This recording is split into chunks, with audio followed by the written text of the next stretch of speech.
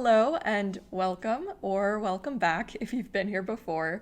I'm Lydia, and I am an accent and speech coach working with performers and professionals all around the globe, helping you achieve communication confidence. Over on my Instagram, you would have seen a video talking about tips for Spanish speakers who want to practice their American English and their American accent. Today, I want to go a little bit more in depth on 3 sounds that are particularly tricky for native Spanish speakers who are looking to enhance their accent and improve their communication skills. Before we get into the tips, I would really appreciate it if you hit that subscribe button so that you don't miss any more content from me. I post regularly about accent advice and speaking tips and ways that you can improve your communication skills. Now that we've got that out of the way, let's take a look at 3 sounds that are particularly challenging if you are a Spanish speaker practicing your American English. The first sound we want to talk about is the V consonant. V is most likely getting confused with the sound B when you're speaking. And why is that? B and V are using very similar parts of the mouth. B is when we are separating our lips and we're creating this B sound, whereas V is using the top teeth and that bottom lip.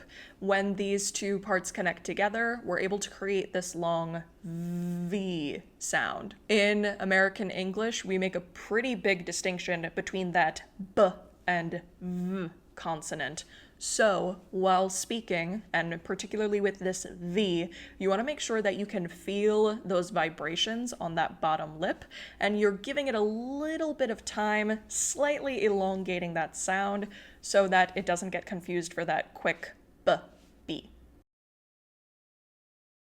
Second sound we should talk about is the R sound. R is the most challenging sound in the whole language, in my opinion, but how it is pronounced in Spanish versus how it's pronounced in American English are very different. So let's talk about that. In Spanish, to pronounce that ra sound, the tip of the tongue is hitting against the gums. In English, we want to pull the tongue away and keep it back away from the gums. So with the tongue pulled to the middle of the mouth, we're going to feel this kind of scrunching sensation, and the tip of your tongue may even curl upwards slightly. Pulling the tongue back here along with rounding the lips is going to help us create the darkness and the depth that we need in order to get this R sound. Any case where we have an R, particularly at the beginnings of words, this is the positioning that we want to start for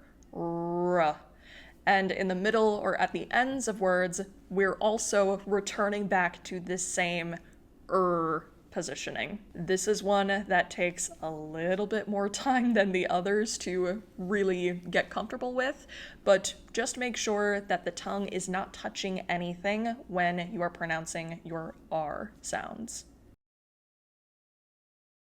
And finally, the sound ah. We have a variety of different A sounds in American English, and this ah sound is a little bit different from the one that is used in Spanish. So, in order to get the shape of the mouth that we need for this ah sound, we want to think about going tall, but also wide.